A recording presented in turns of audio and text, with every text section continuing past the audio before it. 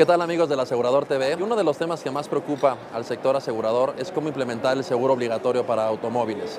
Y qué mejor que platicar de una de las experiencias más exitosas en América Latina con Ricardo Gaviria, que es director de la Cámara SOAT de Colombia. Ricardo, muchísimas gracias por acompañarnos, por estar aquí con nosotros hoy. Y bueno, comencemos. ¿Cómo fue el proceso de implementación del SOAT y hace cuánto está vigente en Colombia? Pues muchas gracias por la invitación. El SOAT en Colombia funciona desde 1986 y empezó a dar su protección desde 1988, después de que la Superintendencia Financiera diera las instrucciones de cómo se debería operar. Y si bien al principio no fue una operación sencilla, ni fue una operación fácil, lo que siempre se tuvo en cuenta es que este seguro, este contrato de seguros, brindara protección a todas las víctimas de accidente de tránsito, independiente de que sea un peatón, un conductor o el pasajero de un coche, siempre tenga la protección que requiere para salvarle la vida, que es la parte fundamental como sociedad. ¿Cómo es que llegaron a poner esta parte muy importante, proteger a la persona? ¿Cómo fue el proceso un poco de discusión? Porque de repente va uno con que ¿qué protegemos? ¿Los daños materiales o a las personas? Y también esto requiere un sistema de salud pública algo robusto. ¿Cómo funcionó en Colombia? Mira, en Colombia teníamos una situación parecida a la del resto de los países del mundo.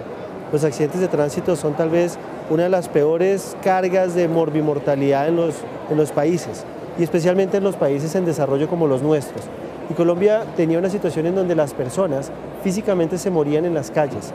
Los hospitales no tenían la facilidad de atender a esas víctimas, principalmente porque no sabían quién les iba a pagar los gastos en que incurrieran por la atención de esas personas. Y como país dimos ese paso que permitiera la financiación de programas de salud, tanto en la parte preventiva como en la parte de atención médica que se requiere para garantizar que eso no sucediera. Y desde 1988, los hospitales del país encuentran en el contrato de seguros que se llama SOAT la tranquilidad, la garantía de saber que una vez hayan atendido a esa víctima de accidente de tránsito, hay detrás una entidad financiera, que es una compañía de seguros, que le va a pagar por esas atenciones. Y desde entonces los hospitales han abierto sus puertas e incluso les han permitido crecer. Y eso fortalece una política pública de salud que beneficia a toda la comunidad en la medida en que cada vez tienes hospitales más robustos, más fuertes, y se ha generado, digamos, un mejoramiento de las condiciones para la población. Pero ¿cómo se convence al gobierno de que respalde? Porque es fundamental la participación del gobierno, ¿no? Tiene que hacer estas reformas, modificar algunas cuestiones. ¿Cómo convence la industria privada o el sector asegurador al gobierno? ¿O cómo funcionó? ¿Es un acuerdo entre las dos partes? ¿En qué parte? Primero, haciendo una revisión amplia y extensa de la experiencia internacional que había, qué modelos se tenían implementados en ese momento, y nos hicimos una pregunta como país fundamental: ¿a qué protegemos? ¿A quién protegemos? ¿Qué es lo que queremos ofrecerle al país, entendiendo las limitaciones económicas que tiene nuestra nación? Sin duda uno quisiera una protección amplia, generosa, que pudiera cubrirlo absolutamente todo, pero tenemos que ser realistas respecto a cuál es nuestra verdadera capacidad para poder brindar esa protección. ¿Y qué es lo más importante? En ese momento, Colombia encontró en el seguro SOAT la atención a las personas, y decimos que enfocarnos al tema de prevención de accidente de tránsito y a la atención de las personas, permitiendo que lesiones graves no se complicaran o que lesiones severas no terminaran necesariamente en la muerte de un ser humano, de un compatriota, entendiendo que esa es la parte fundamental como sociedad. Acotamos un seguro que nos dé la garantía de atender a esas víctimas. Ya después vendrá el proceso de reparación en lo demás, en los daños, en el hurto, en la responsabilidad civil. Esos son temas complementarios dada la ocurrencia de un accidente de tránsito, pero nos enfocamos en lo primordial, en el ser humano como centro de la política pública. ¿Cómo respondió la gente, los usuarios, los automovilistas? ¿Cómo respondieron cuando se implementó el SOAT? Normalmente suele haber cierta resistencia porque hay que pagar algo más. ¿Cómo respondió la gente? Eso es natural porque se visualiza como un impuesto más. En realidad las personas no alcanzan a visualizar los beneficios del SOAT hasta tanto uno no tenga la situación y entienda cómo es esto en la operación. Por supuesto hubo una resistencia inicial y eso se evidenciaba en los niveles de cobertura. Vamos, un número pequeño de vehículos contaban con su seguro obligatorio. Y viene la parte de lo que en inglés se llama el enforcement, y es esa capacidad de judicialización o de sanciones cuando hay un incumplimiento de una norma. Pero más allá de esas sanciones o de ese enforcement, lo que se buscó es demostrar que el seguro cumplía con su promesa y es que garantizaba la protección de las víctimas. Y hoy en día hay un amplio conocimiento de qué es el SOAT y de los beneficios. Por lo tanto, son los mismos propietarios de vehículos quienes ven las bondades de tener seguro. Sin duda va a haber una discusión frente al precio, especialmente aquellos que no utilizan el seguro y van a decir siempre, oiga, ¿por qué no me devuelven una parte dado que yo no tuve accidente? Y en ese enfoque es fundamental entender la filosofía. En Colombia se concibe como un esquema social en el sentido de solidaridad. Yo, propietario de vehículos, soy solidario con aquellos que han tenido un accidente de tránsito. Y el día que yo tenga un accidente de tránsito, todos los demás serán solidarios conmigo, porque es que lo que cuesta mi atención médica puede superar con varias veces lo que me cuesta a mí la póliza. Entonces, llamémoslo un proceso de antojo, un proceso de demostrar que esto efectivamente cumple con su promesa. Es el concepto de mutualidad más puro. Ya ha pasado los años, pasado esta etapa de resistencia, se ven ahora cifras muy positivas en el tema de recibimiento y de aceptación del SOAT. Inclusive se les ha planteado si quieren que siga funcionando y la respuesta es que sí. ¿Nos puedes contar un poco más de eso? La industria aseguradora siempre ha estado muy preocupada de velar por un producto, por un contrato de seguros que cumpla con su misión, que cumpla con eso para lo cual fue creado.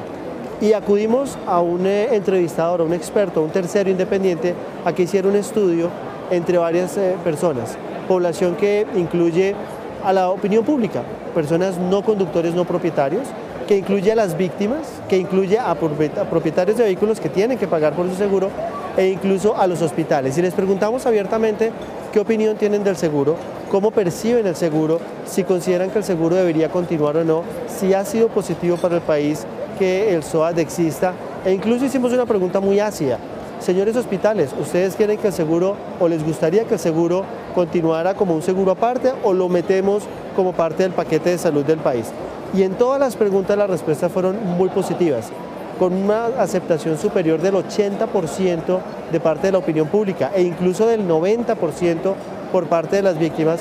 Las personas tienen al SOAT con un concepto muy positivo en Colombia y lo valoran. Y cuando les preguntas si consideran que el seguro debe ser obligatorio y debe continuar en el país, en más del 95% de los casos te dicen sí, el SOAT debe ser obligatorio y debe continuar, porque ha sido positivo para el país que el SOAT exista. Aquí en México existe un seguro obligatorio. El problema es que no hay una multa si no lo tienes. ¿De qué nivel son las multas cuando no cuentas con un seguro y llevas un vehículo conduciendo en Colombia, más o menos? Tienes tres multas. Son tres tipos de sanciones para quien no tenga su SOAT vigente. El primero es una multa económica, que equivale más o menos a $300, solamente por el hecho de que una autoridad te detecte sin el documento, te da lugar a $300 de sanción.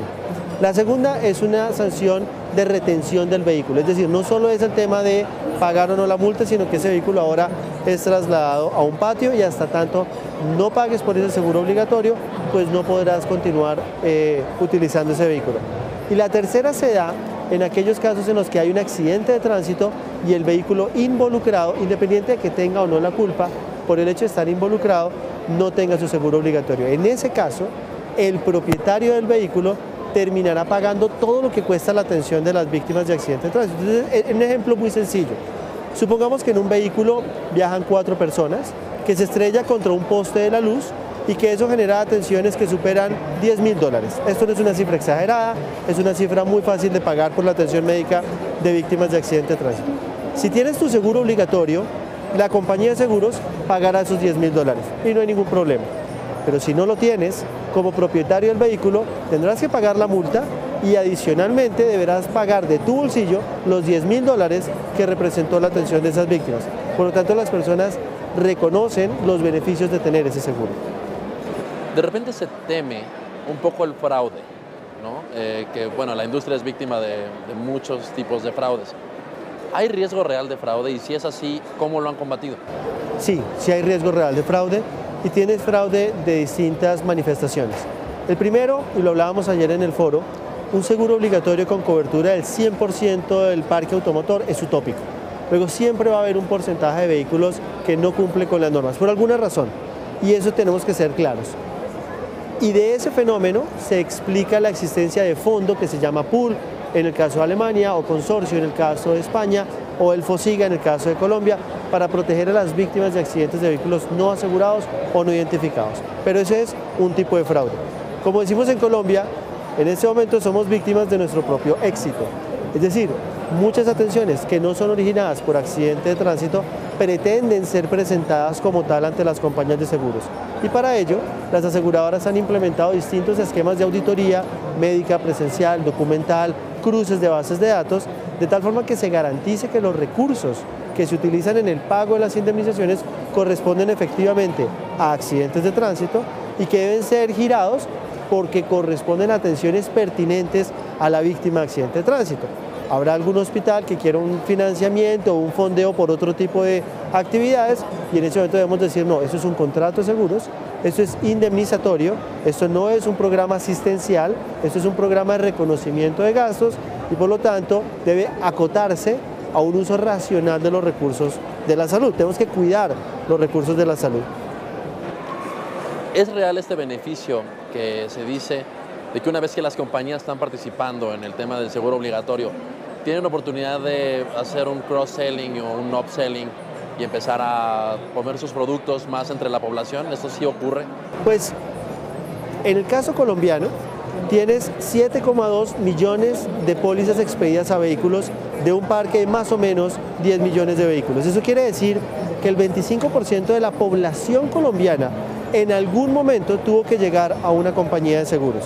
Luego tiene la oportunidad de mostrarle a la compañía en distintas facetas, demostrarle que es una compañía que cumple y honra lo que está diciendo en su contrato de seguros y que tiene productos adicionales que le permiten proteger otro tipo de riesgos.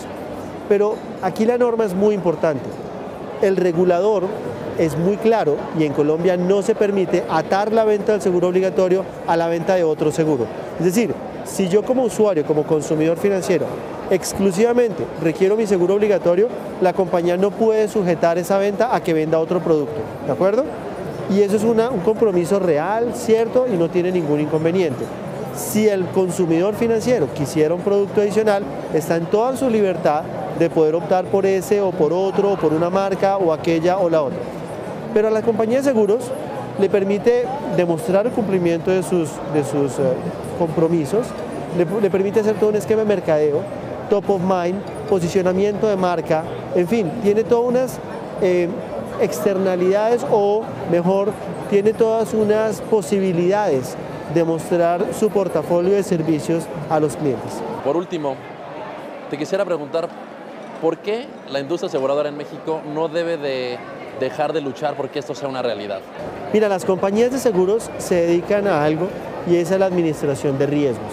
Las aseguradoras son expertas manejando riesgos y si hay un actor que tiene la capacidad de entender, de medir y de controlar el tema del riesgo desde la fase preventiva hasta la fase indemnizatoria, son las compañías de seguros. Y en ese sentido se convierten en un aliado estratégico para el país. No estoy pensando en términos de política o en términos de beneficios individuales como corporaciones, sino estoy pensando como un actor que le puede suministrar su experiencia al país en beneficio de las víctimas de accidentes de tránsito. En Colombia decimos que la víctima tiene derechos y las entidades que trabajamos alrededor de esa víctima tenemos obligaciones. Y delegarle a las compañías de seguros esa administración del riesgo es tener un socio estratégico que permite custodiar los recursos de la salud, que son escasos y que hay que tener un manejo infinitamente cuidadoso respecto a esos recursos para garantizar que las personas reciban la atención que requieran, pero que lo hagan a unos precios y a unos costos razonables. Pues muchas gracias, Ricardo, por regalarnos estos minutos, por este tema interesante del cual hay mucho que hablar. Te agradezco que hayas estado con nosotros y es un gusto tenerte desde Colombia, esperemos que vengas más seguido. Y a ustedes también, amigos, por su atención y los invito a seguir viendo esta y otras cápsulas del Asegurador TV. Muchas gracias.